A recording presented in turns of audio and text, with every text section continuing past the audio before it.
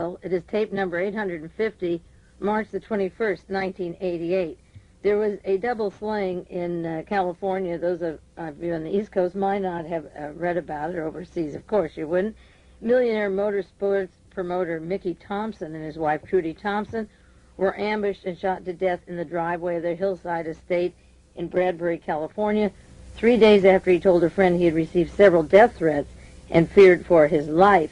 This double homicide was described in the San Jose Mercury as an assassination, and the details of that murder are not too important to this case, except to say that when I got the death threat of this person that caused me to believe he meant it when I shouldn't be on the radio, a lot of friends, well-meaning people, tried to say, well, that was first a lone nut, and secondly, people don't do those things who threaten to do them.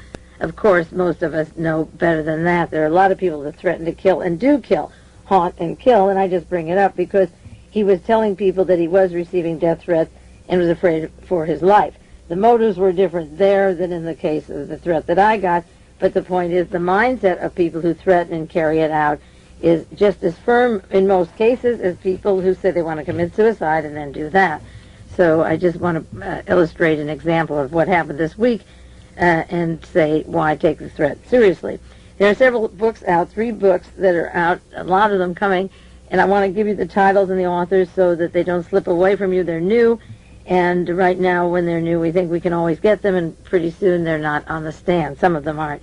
One is Citizen Cohn by Nicholas von Hoffman, published by Doubleday. The person who wrote it, Nicholas von Hoffman, was on Larry King's program, and he was detailing, and I'm sure it's in the book, Roy Cohn's intense hatred for Robert Kennedy. He hated Robert Kennedy. There was a battle going between the two of them constantly. Of course, Robert Kennedy was trying to get rid of organized crime, or said he was in this country, making a start at it, and Roy Cohn's friends and clients were high up in the organized crime group. If you read the Torvet document, many of you have it, you'll read the role of Lionel Train Company and Roy Cohn representing Lionel. They not only made toy trains for little people, but they worked for the Defense Department. And the Torvet document goes into the relationship of Roy Cohn to the murder of John Kennedy, and then, of course, shortly afterwards was the murder of Robert Kennedy. I've had several requests for information on how to get videotapes. I may have had this on the air. I think I have before. I'm going to give it to you one more time and maybe update it from time to time. There's a place called Fusion Video, and it's a toll-free number, 1-800-338-7710. 24-hour toll-free. And they have videos such as Mein Kampf, Inside the Company, Philip Agee's account of CIA subversion, 3-part series of Pure Blood, which is a very, very important movie to own. To see what is happening now, you have to really visualize that and hear the explanations of the experiments of breeding children for the 1,000-year Reich. At least 100,000 of them are wandering around now, are in the ages of 40 to 45. They also have McCarthy, The Death of a Witch Hunter, the Spanish Civil War, and the Confessions of Bernhard Goetz. So call Fusion Video. They're located in Illinois. Toll-free, 1-800-338-7710.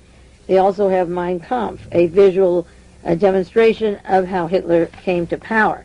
Another book that was reported in New Yorker and is now out is called Dangerous Dossiers, Exposing the Secret War Against America's Greatest Authors by Herbert Meetang, published by Donald Fine. It's 1895, an important book on how the literature was affected by Senator Joe McCarthy and his group. They also affected Hollywood and the art forms and kept us literally an ignorant country unless we sought out for ourselves the writers who were doing material but weren't publicized or who were blacklisted. And I think that's where I learned to catch on to the foreign films as being so authentic, because Hollywood was screening out the legitimate people who could make decent films. Another book that just came out is Waldheim, The Missing Years by Robert Erdwin Herzstein, Herzstein. This is a history book club selection. It just came out about the role that Waldheim played during the years of the war, that he kept quiet and suppressed his activities and lied about them. The San Francisco Chronicle this morning got a hold of a report of the Presidio Child Care Center that was suppressed and not released. The man who wrote the report was Colonel William J. Schaefer. The persons who wrote in the Chronicle got the report under Freedom of Information Act, and of course all charges were dropped against the molestation of at least 60 children at the Presidio.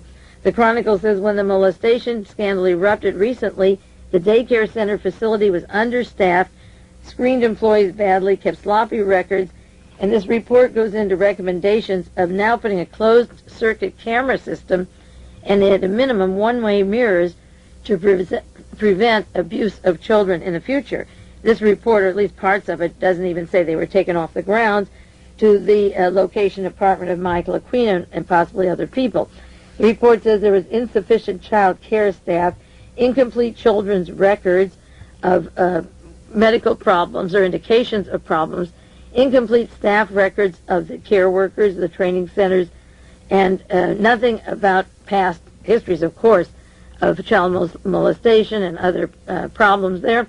Sloppy background investigations of adult staff members, and 3 of the center's top administrators resigned after the scandal, and now they've been transferred to another place, and I wonder if when they're transferred, there's records of their past that caused them to leave San Francisco Presidio Nursery School in the first place.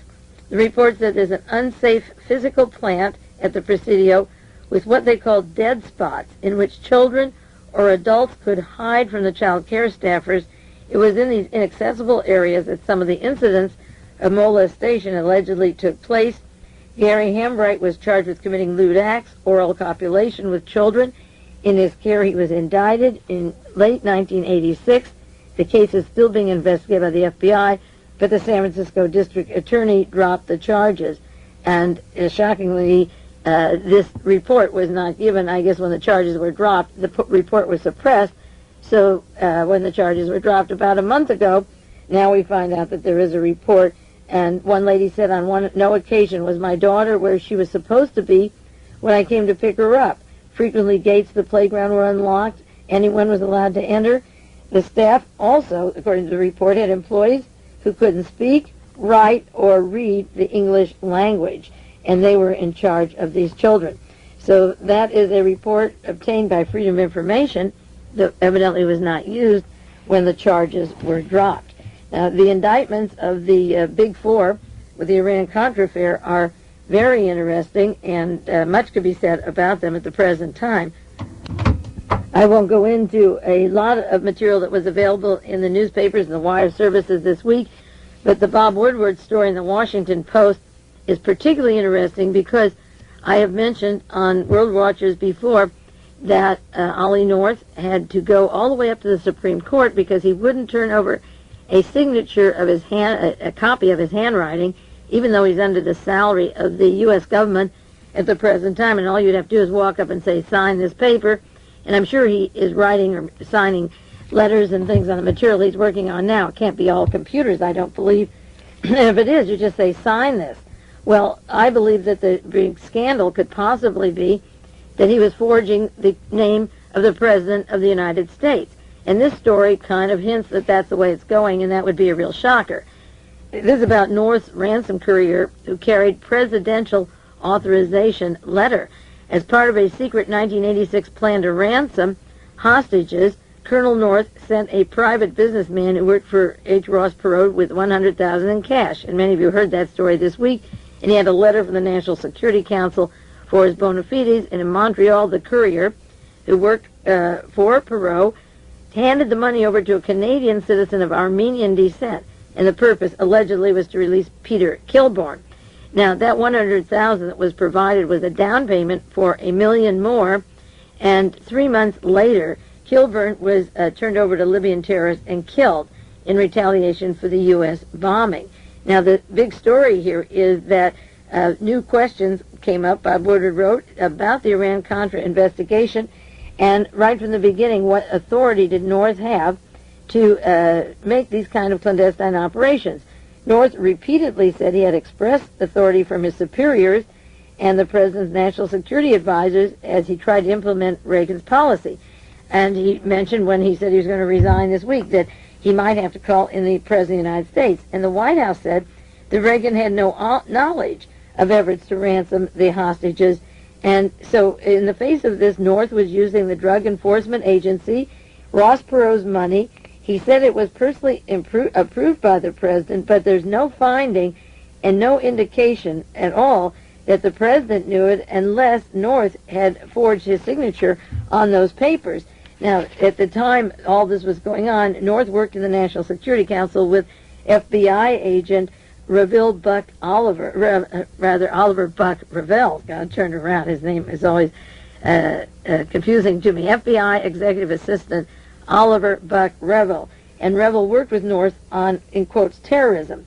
Now, at the time of the Berlin disco bombing, they were blaming Gaddafi, this team in the National Security Council, and Reagan was on way to the summit in Japan, the financial summit, and he took away all the news of the financial deficit in the budget and the international monetary problems to talk about Gaddafi.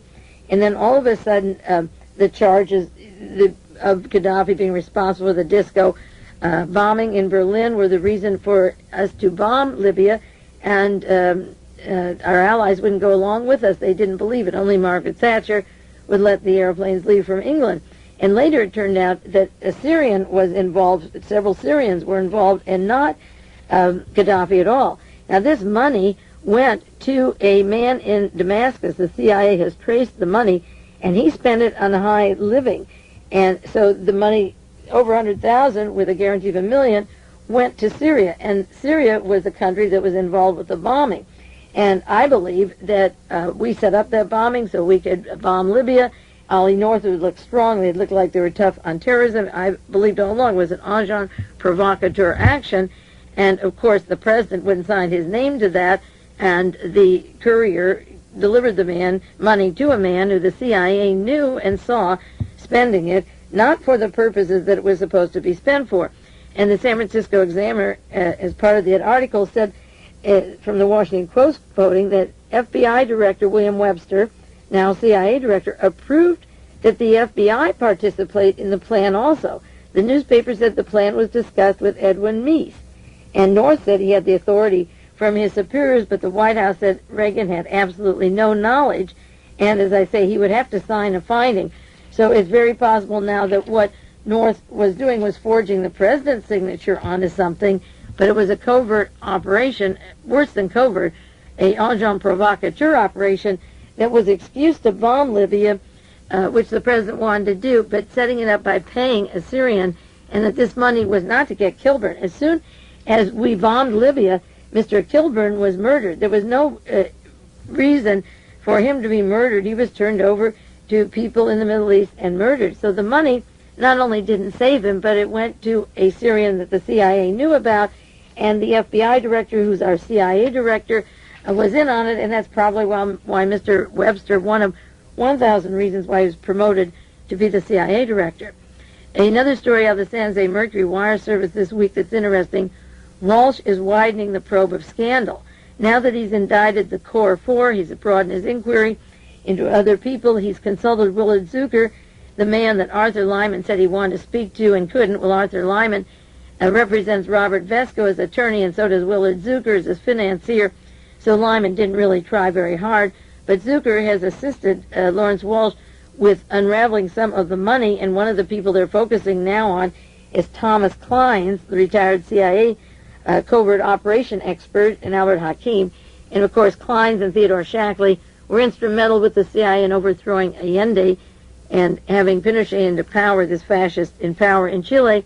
They were involved with drug traffic and Phoenix program in Southeast Asia, and now the special prosecutor is going after Mr. Thomas Clines.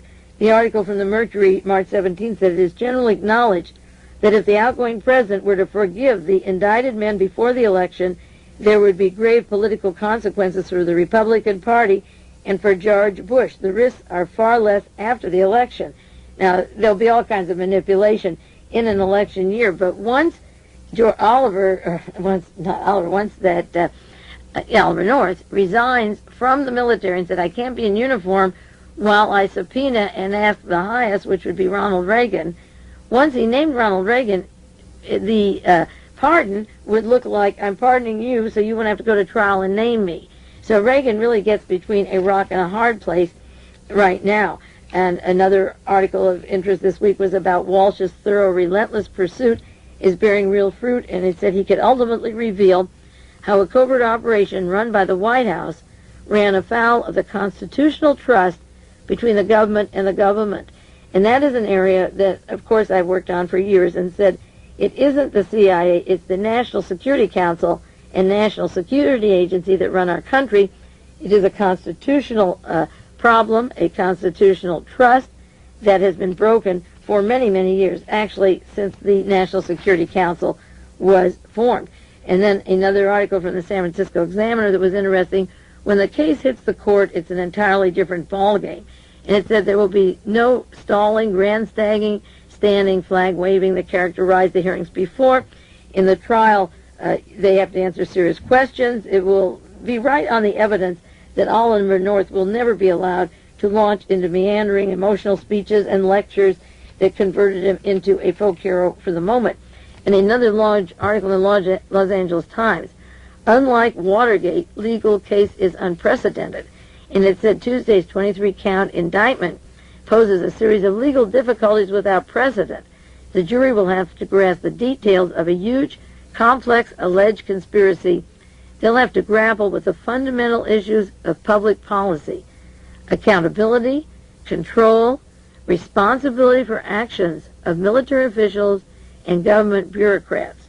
And this article goes on that Watergate was fairly conventional, and it was simple, breaking and entering and overlying the obstruction of justice. But this, in contrast, deals with abstruse issues, the fundamental question that the public has been asking and should have asked since the National Security Council was formed when the scandal broke, whether the executive branch of the government has the right under U.S. law and Constitution to conduct covert foreign policy in defiance of Congress, to present deceptive accounts of their actions to Congress, to operate here and abroad only by the general authorization and not the specific of the President of the United States. And this article continues, within hours of the indictment, one defendant was making a statement, this is Ollie North, I've now been caught in a dispute between Congress and the President over the control of foreign policy. Does the President ever have to account to Congress what they are doing? Remember, we have a general in the national security as the chief advisor now, and the military has been running the NSC since World War II. Can they do anything they want? We elect the congressman, we elect the president. The president doesn't know what's going on half the time, and the NSC, a team of 20, 30, 40 military, make the decisions and lie to over 500 people sitting in the halls of Congress, lie in their press reports and news releases that they have daily, even lie to the president so he doesn't know what they're doing. This case has tremendous implications. And then this article is written by David Lauder, said the case squarely confronts a more central and political explosive issue. Whether North and Poindexter did was authorized by President Reagan, and that goes back into the handwriting, and if a signature was there and it wasn't the president, I don't think Ollie North is going to be a hero very long. And of course this article goes into the diversion of money that the U.S. government, the case goes in, gave a certain amount, a budget for weapons. They were paid back. But in the diversion, the defendants deceitfully exploited for their own purpose and corrupted the United States government initiative. They deprived the government of honest and faithful services of employees, free of conflict of interest, corruption, or self-dealing. And in this case, Lawrence Walsh has gone around the Bologna Amendment. It isn't a question of when Congress says you can't arm the Contras, can you get it from other sources? He's avoiding the issue of the Bologna Amendment entirely and saying when these people had the intention to arm the Contras and they're in private business, they sent them pennies while they accrued millions of dollars, 14 or 16 million, and at least 7 in their names at Merrill Lynch in London for themselves when the Contras needed material.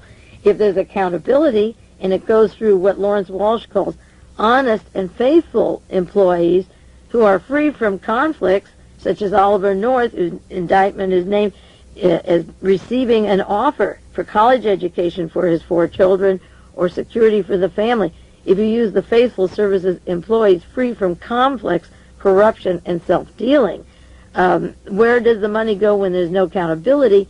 And the enterprise thought that they could use it as they saw fit, to buy land in Washington State, an ammunition factory, or making weapons in Utah, and going into private business with the profit and skirting the accountability. So this is going to be a very, very interesting case, and of course I'll be doing a lot more on it. The Wall Street Journal this morning has a story, "Only Jesse Jackson is making drugs a major issue." This is one that could dog George Bush during most of the election. And it goes into the fact that George Bush was in charge of the South Florida task force, which we know. And now the Wall Street Journal, that very conservative paper, has said, how could Bush, spearheading an anti-drug program, not know that Panama strongman General Manuel Antonio Noriega was suspected for years of being a drug trafficker while he's on the CIA payroll? And of course you have the double whammy, because Bush was the director of the CIA and worked with Noriega. The drugs were a common issue, and only Jesse Jackson is making the drugs an issue. And speaking of drugs, I have to update a program I did January the 11th, 2 months already, program 840. And it was about the Health Maintenance Organization, Miami Herald story, December the 20th, about Mr. Mike Riccari Jr., Miguel Riccari is his real name, Jr., who came to the United States and formed a company and had Jeb Bush, the son of the vice president, lobbying for this company to make the largest amount of Medicare payments of any company in the United States. And then they got involved with criminal indictments. And Lynn Nofziger, White House advisor, Reagan advisor, made $400,000 off the case. John Sears made $300,000 off the case. And Paula Hawkins was pushing for IMC's funding and growth out of her Health and Human Resources. She's now our ambassador to Ireland.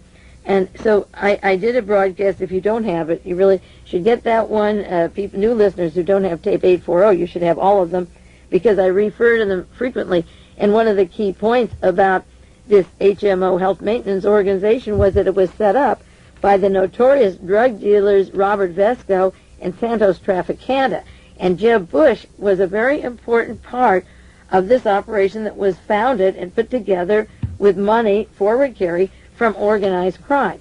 Now, to follow that up, there's a long article in the Miami Herald by Lisa Getter at March the 4th, 1988, and it isn't making the wire services, of course. Across the front of the Herald, Jeb Bush's firm got $75,000 from IMC. $75,000. He stood to make over $1 million and immediate $250,000. And the gist of the article was, at the time that Mr. Riccari was trying to get federal money for his medical foundation group, Miguel Riccari, Jeb Bush was using his authority to call Washington, and he stood to make profits from the deal. The articles, this is the son of the Vice President of the United States. Jeb Bush called a federal regulator on behalf of the controversial International Medical Center, IMC, and I had that before, where he stood to gain $250,000 in a real estate deal. Now, the sworn congressional testimony is being released of the Subcommittee on Government Operations, the Subcommittee on Intergovernment Relations and Human Resources. The hearings on this matter took place in December, and now they're just coming out as George Bush is running for President of the United States. It said, according to the sworn testimony in the congressional hearings, he tried to steer millions of federal dollars to IMC. The company collapsed. It was charged with fraud, bribery, political influence peddling, and they even paid George Bush a lot of money when he was running for the Republican position in the last elections. IMC paid heavily to the Republicans, and Jeb Bush was calling because he had a real estate firm that he was running. He's now working as Florida Secretary of Commerce. He had a real estate firm, and he was trying to get a deal where IMC would buy $12 million real estate.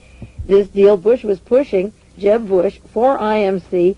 It never materialized because the company went bankrupt, but he would have received at least a $250,000 real estate commission right off the record. Now, if it's a $12 million real estate deal and he's involved with the company, you know it would be more than $250,000, but they paid him $75,000, the records show, and the Miami Herald has a picture of 3 checks for $25,000 each paid to Bush Realty. and Bush Realty is trying to get the government to give Mike Recarey a hunk of money so he can buy real estate from the vice president's son.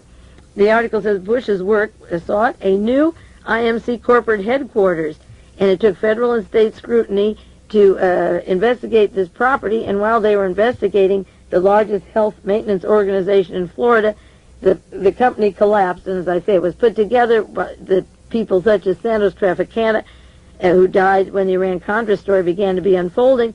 And when the scandal was unfolding was the time Trafficante died and Robert Vesco was still alive, and a grand jury indicted Recarey and his brother and 2 other members in an elaborate scheme. Now, Recarey is going off with a large debt that he owes, money that hasn't been paid so far, millions of dollars, about $41 million. He flipped off somewhere and is hiding, and his co-workers just got prosecuted.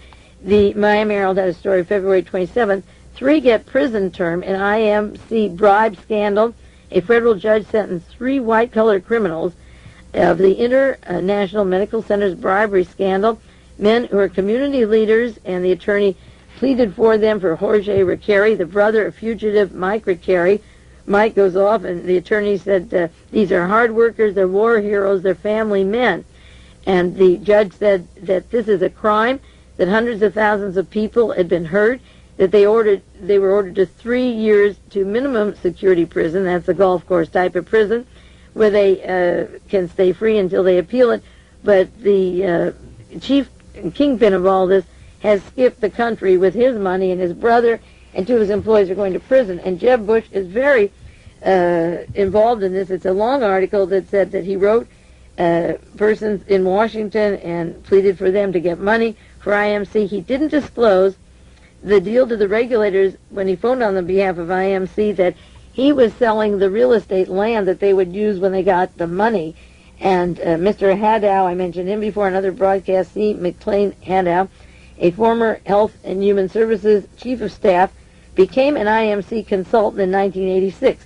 When they got a hunk of money because of Jeb Bush's calling, he left the federal agency and went to work in 1986, and he testified that Jeb Bush called him at Margaret Heckler's request after Bush phoned her about the waiver, a technical waiver that would allow them to have the money they wanted. He testified that he noted the phone call in his daily logs. Haddow destroyed a letter he had written when he denied the waiver, and then sent one approving it when he got a call from Jeb Bush. At the time Bush made the calls, he was chairman of the Dade Republican Party. He said he was acting as he would for any constituent in Florida. He never mentioned any personal financial interest to Mr. Mole in the department in Washington either. Recarey, according to this story, is a heavy political contributor to the state and national election with a penchant for turning his political ties into business, and that is the story of Jeb Bush, IMC, and remember the company was started by the international drug traffickers to begin with.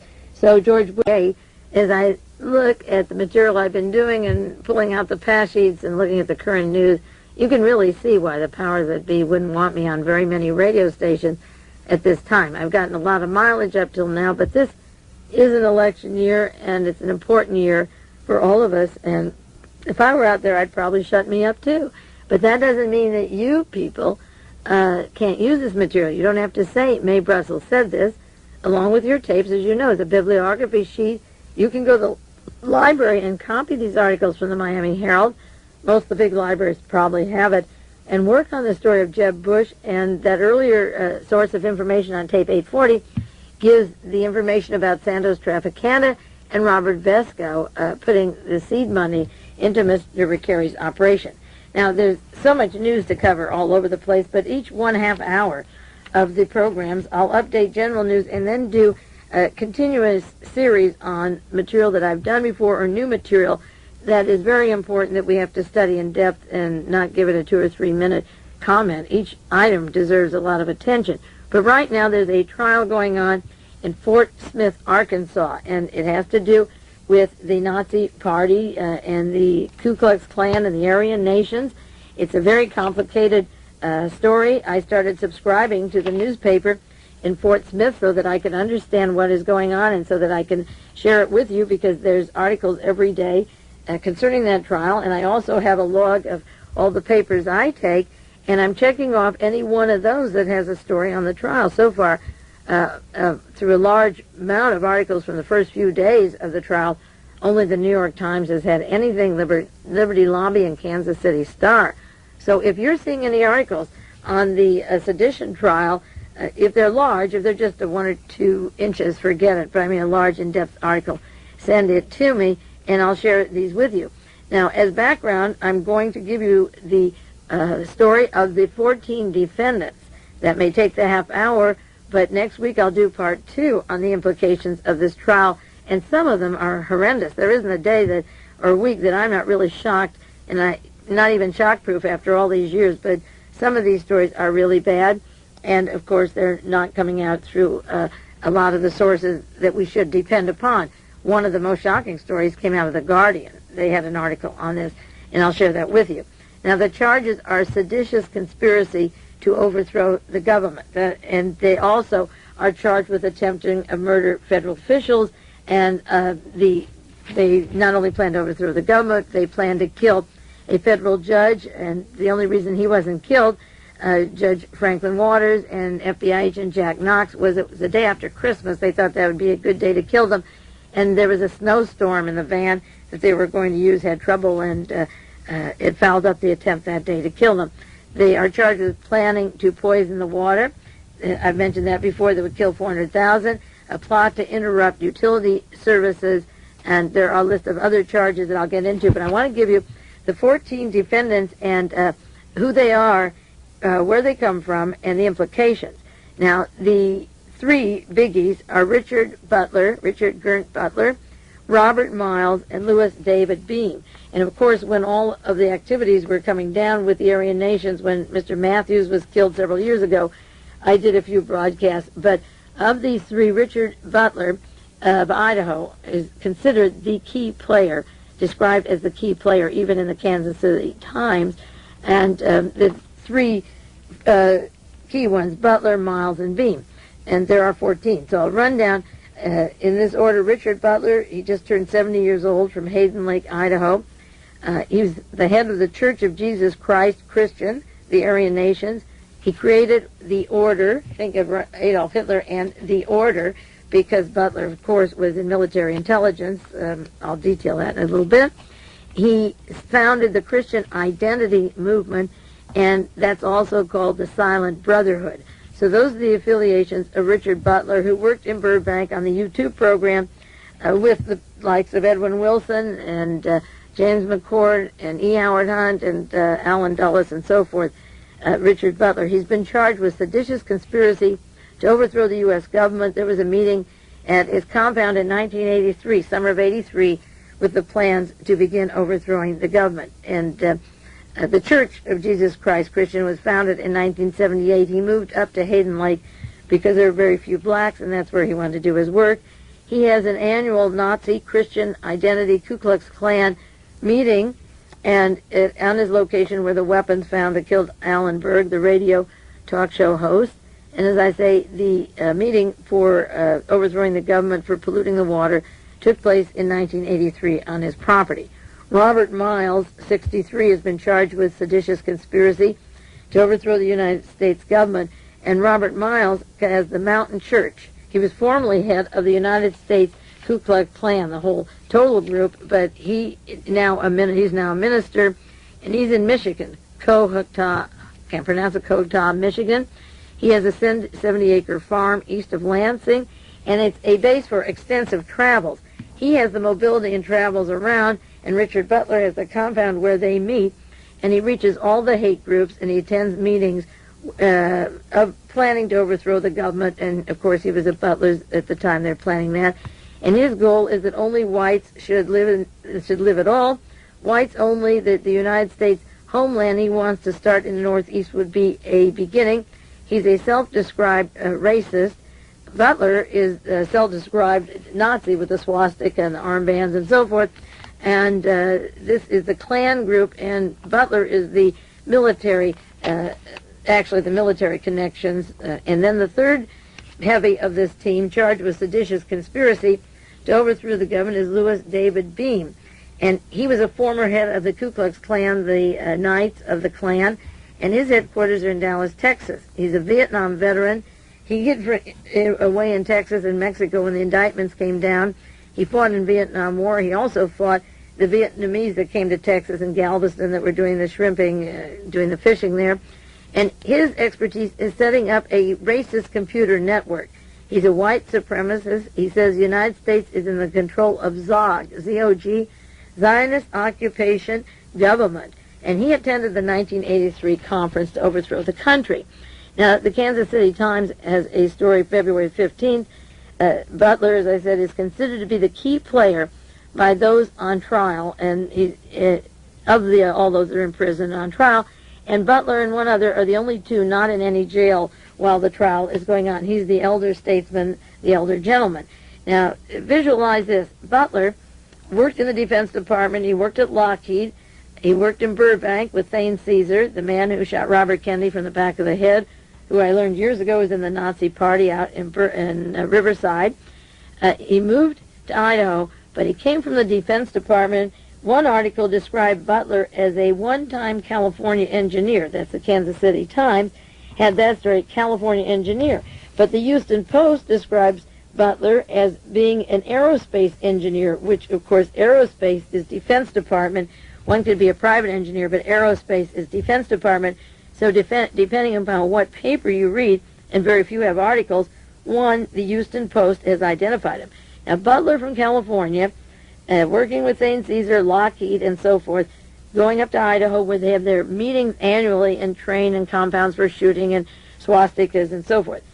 Robert Miles from Michigan, that's the home territory of Henry Ford and General Motors, the two largest corporations, along with ITT, that was the third, that funded Adolf Hitler, that put Hitler into power, that published the anti-Semitic Elders of the Prodigal of Zion. Bishop Trippi of the Iron Guard went to Michigan.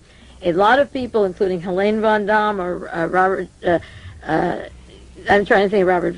John DeLorean, went through Detroit, Michigan. It seems to be a breeding ground, not coincidentally, and a lot of people come to this country, pick up a large hunk of money, and start their businesses that go through Detroit, Michigan.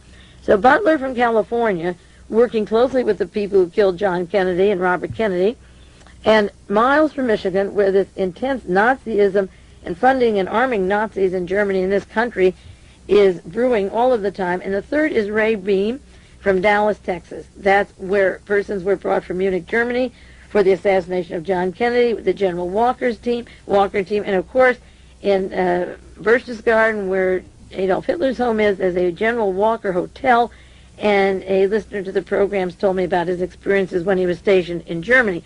So the three kingpins of what looks like a bunch of kooky guys are Los Angeles, Michigan, and Dallas. And it's no coincidence that Butler, Miles, and Beam are charged with sedition because they act like they're independent, but they have tentacles to very powerful people. The fourth defendant is Richard Joseph Scutari. He's a New Yorker. He's in the order that was set up by Richard Butler. He also is part of the Covenant, Sword, and the Arm of the Lord, the CSA. He's been charged with sedition, conspiracy, transporting stolen money when they did a robbery at Ukiah and picked up over $3 million for their weapons. He operates out of New York and San Antonio.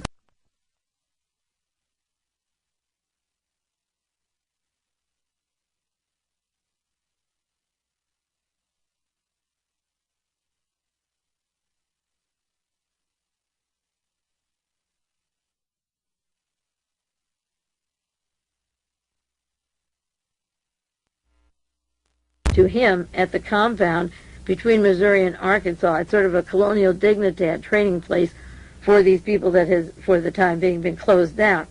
Bruce Carroll Pierce is the fifth defendant, charged with seditious conspiracies, 37, a member of the order that the group set up in Idaho, Hayden Lake, with Butler. He's now in a U.S. penitentiary in Leavenworth for racketeering. He was convicted for killing Alan Berg in Denver, Colorado. As I say, the weapons that killed Berg were found on the property of Richard Butler, the aerospace engineer, and Bruce Carroll Pierce was part of that. Andrew Virgin Barnhill, 32, sixth defendant, charged with seditious conspiracy, transporting stolen money. a member of the covenant, sword, and arm of the Lord. And as I go through these 12 defendants, and as I describe the trial, some of it will be repeating to tie in the loose ends, the organizations being the Church of Jesus Christ Christian, the Aryan Nation, the Order, Identity, Silent Brotherhood, Covenant, Sword, Arm of the Lord, Ku Klux Klan, and Nazi Party. Those are the main branches with the same mindset and thinking, but everyone has to be a president or secretary of something, so they've each given themselves names, and of course the ministers are Richard Butler and Robert Miles. Mr. Barnhill is now in federal prison on charges in Florida for racketeering. The question may be asked, well, if they're already in prison for one thing, why this? But this is the seditious plan, treason to overthrow the United States government. Artie McBrearty, M-C-B-R-E-A-R-T-Y, 60.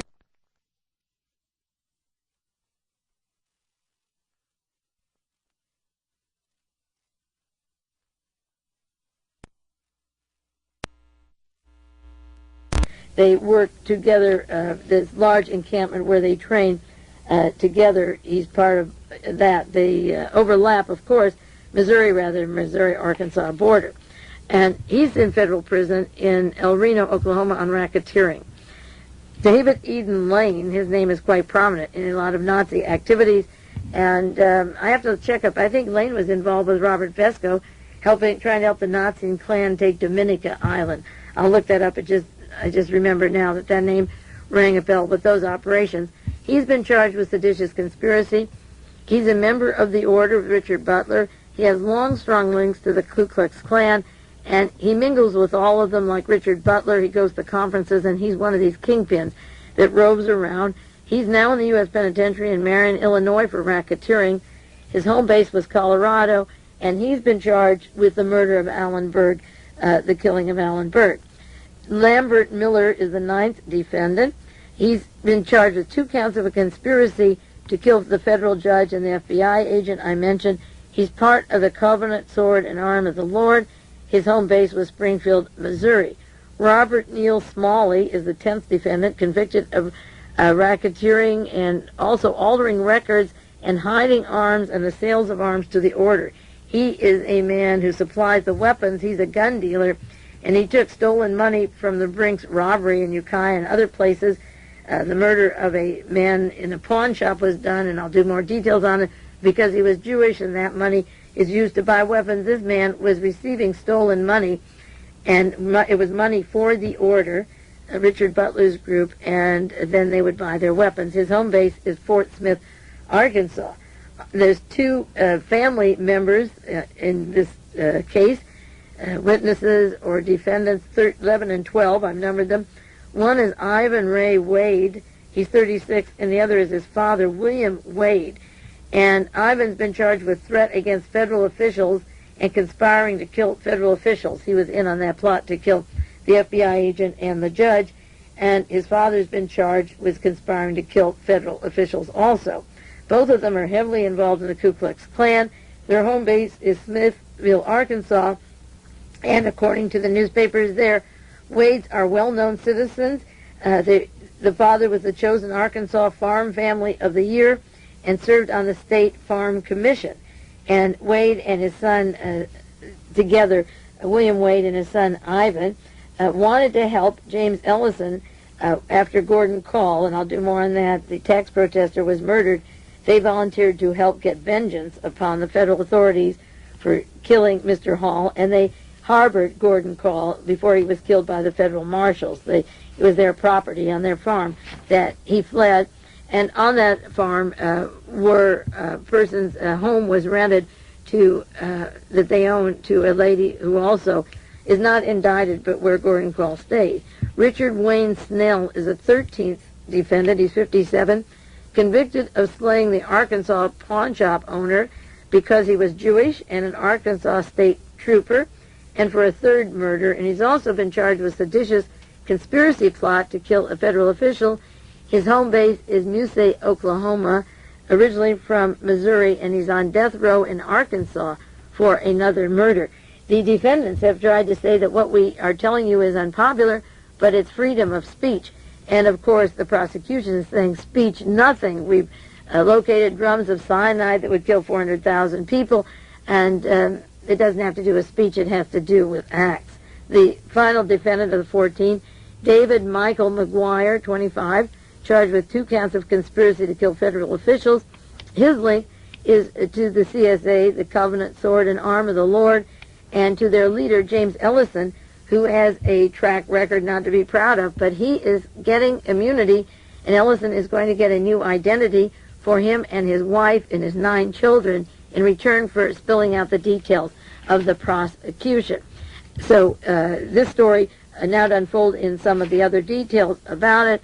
The two killings led to the opening of this case. One was in 1984 when an Arkansas state trooper was killed, and it was traced to the Missouri-Arkansas compound of the well-organized Covenant Sword and Arm of the Lord after this murder of the state trooper. And then the weapons to kill Alan Berg were located in the Aryan Nations compound up in Idaho. And it was these 2 murders that led to the investigation and the sedition trial indictments that were placed April 1987. And according to the indictment, these groups traveled frequently, and of course, and I'll detail it as we go on, there are links to other fascists in this country and to Nazi Germany, the old Nazis, the neo-Nazis, and so forth. I detailed the links of Richard Butler to these people several years ago, but there's many new listeners now, and some have to be reminded, including myself, of just how tangled this web is. But they've been highly armed, and they are a group of racist, right-wing zealots who, as I say, travel frequently and even setting up their own radio talk show for Nazism and Aryan Nations in Utah that became very controversial. According to the prosecution and U.S. attorney, these men and these groups can pose a serious threat against the United States. They went well beyond talking and writing. They took direct action. Direct action, coincidentally or maybe not, is the name for the radical group in France that is funded by the Nazi Francois Junot, who attended the meetings in 1943 when the Nazis went underground.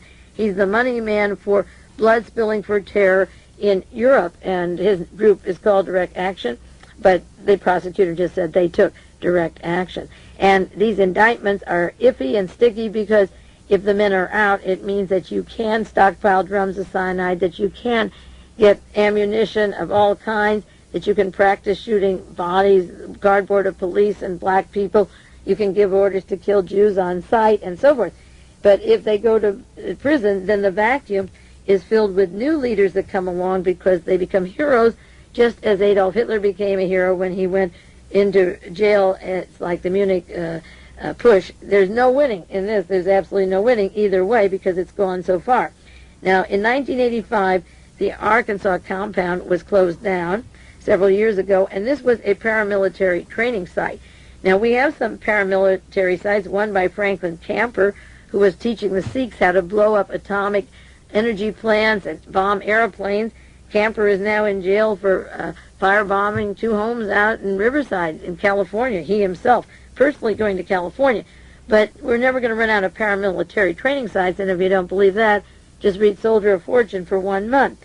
But this particular one was closed down, and they had piles of weapons, and some of these men have already been convicted of murder, and there's dozens of leaders involved here of interrelated survivalist groups, some in jail, some out, a few are dead, and some are providing evidence against each other.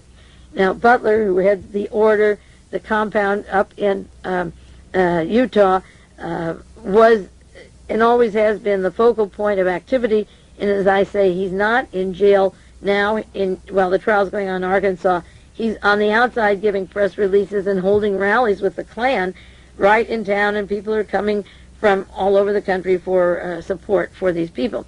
He founded the Christian Identity Movement, where he teaches religious ideas under the hate umbrella, and he seems to do that pretty good. Butler, as I say, was a California engineer until the mid-'70s, and then he moved up to Utah, where he does his operations. He has people up there that he converts into the operations. They wear shirts that say White Power shirts, and the shirts that are advertised in Soldier of Fortune and Gung Ho and other magazines are very offensive about who to murder and who not to murder. And he has paramilitary training there, and at the end of their meetings, they give the Hitler arm salute, the up in the air, and look at a swastika that hangs over his pulpit. And Richard Butler has this annual Congress, as I say, of patriotic soldiers, anti-Semitic, anti-black, anti-gay, and Butler has planned his own, in planning his own defense, he's arguing that this is freedom of speech, but every week he's making tape cassettes, and he's sending them out to radio stations so that his followers will be posted. And I say again, Khomeini made tape cassettes in Paris, that's how he got in Iran.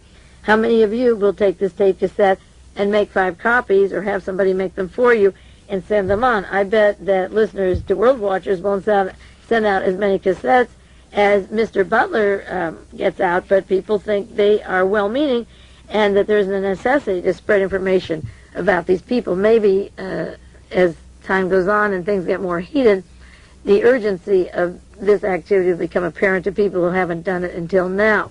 Now, one of the people close to these operations is Tom Metzger, a prominent Nazi in California who has links to Manfred Roeder and the German Nazis. He's founder of the White American Resistance War Group, and he's close to a hunk of these 14 defendants, if not all of them. He was involved with his son to form the Skinheads. The Skinheads came from Dallas to Arkansas to demonstrate in support with Richard Butler, and the Skinheads, just recently, the San Francisco Examiner had a story, April the 20th, Skinheads and 5 white supremacists attacked a woman, drew a swastika on her wall with her own blood, and victims identifying the Skinheads with a lot of this activity. And of course, there's that very quiet case going on in New York with a girl who said that the swastikas were put on her and that she was multiply raped. There's a lot of questions about that case, so I'm not going into that now. But Richard Butler is involved with Metzger and the Skinheads, and they're supporting him in the case. Dan Gayman, G-A-Y-M-A-N, from Shell City, Missouri, may be one of the people to take over if Richard Butler or the others are kept in jail for a while. These are the people that would succeed him, Tom Metzger and Dan Gayman of Shell City, Missouri. He's associated with Richard Butler. He could move into the leadership role, according to the news accounts. He's part of the Aryan Nations, the Order, and the Identity, and they work their way up very nicely and have backups, which a lot of the so-called liberal groups don't have either, of people to come in and fill the space. Now, this trial of the 14 is the very first time in the United States government that sedition charges have been against white supremacists, and it's a very important story, and it's shocking how little news is coming out about this. And evening news, nothing about what's going on in the trial. The indictments include more than 100,000 overt acts. They involve 13 states. That's pretty widespread. There are more than 200 witnesses to come, 1,200 pieces of evidence, and of course a lot of books on how to kill, unconventional warfare devices and techniques, expedient hand grenades, etc. And there are code names that Louis David Beam has and gave. He's the Lone Star, of course, he's from Texas, but he set up the computer network, and they have their own codes, so it's hard for a person tapping in or working sometimes to even identify who's giving the messages. And the Ku Klux Klan, as I say, and the Skinheads are demonstrating in Arkansas and supporting Richard Butler and Robert Miles.